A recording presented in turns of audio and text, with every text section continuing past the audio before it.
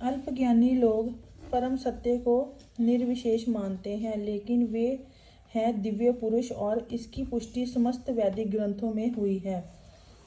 जिस प्रकार हम सभी जीव हैं और हम सबकी अपनी अपनी व्यष्टि सत्ता है, उसी प्रकार परम सत्य भी अनंत व्यक्ति हैं और भगवान की अनुभूति उनके पूर्ण स्वरूप में समस्त दिव्य लक्षणों की ही अनुभूति है। यह पूर्णतः रूप विहीन नहीं है।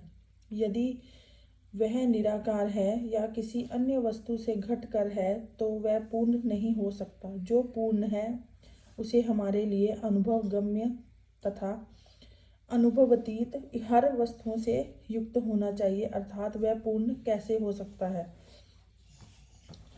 पूर्ण भगवान में अपार शक्तियां हैं। कृष्ण किस प्रकार अपनी विभिन्न शक्तियों द्वारा कार्यशील हैं, इसकी भी व्याख्या भगवद गीता में हुई है। यह दृश्य जगत या जिस जगत में हम रह रहे हैं, यह भी स्वयं में पूर्ण है, क्योंकि जिन 24 तत्वों से यह नश्वर ब्रह्मांड निर्मित है, वे सांख्य दर्शन के अनुसार इस ब्रह्मांड के पालन और धारण के लिए अपेक्षित संसाधनों से पूर्णतः समन्वित है। इसमें ना तो कोई विजातीय तत्व है, ना ही किसी भी वस्तु की आवश्यकता है।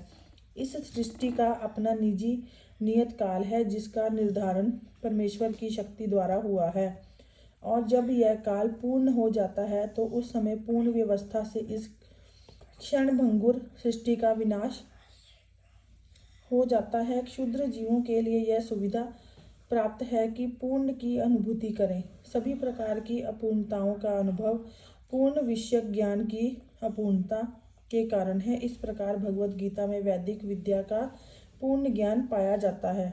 सारा वैदिक ज्ञान अमोघ है और सारे हिंदू इस ज्ञान को पूर्ण और अमोघ मानते हैं। उदाहरण स्वरूप गोबर पशुमल है और स्मृति या वैदिक आदेश के अनुसार यदि कोई पशुमल का स्पर्श करता है तो उसे शुद्ध होने के लिए स्नान करना पड़ता है, लेकिन वैदिक शास्त्रों में गोबर को पवित्र करने वाला माना गया है। इसे विरोधाभास कहा जा सकता है, लेकिन यह मान्य है क्योंकि यह वैदिक आदेश है और इसमें संदेह नहीं कि इसे स्वीकार करने पर किसी प्रकार की त्रुटि नहीं होगी। अब तो आधुनिक विज्ञान द्वारा यह सिद्ध किया जा चुका है कि गाय के गोबर में समस्त जीवाणुनाशक गुण पाए जाते हैं। अतः वैदिक ज्ञान पूर्ण है क्योंकि यह समस्त संशयों एवं त्रुटियों से परे है और भगवद गीता समस्त वैदिक ज्ञान का सार है।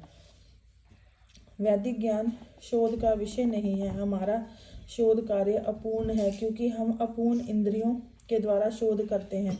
हमें पहले से चले आ रहे पूर्ण ज्ञान को परंपरा द्वारा स्वीकार करना होता है, जैसा कि भगवद गीता में कहा गया है। हमें ज्ञान को उपयुक्त स्रोत से परंपरा से ग्रहण करना होता है। जो परम गुरु साक्षात भगवान से प्रारंभ होती है और शिष्यों गुरुओं की यह परंपरा आगे बढ़ती जाती है।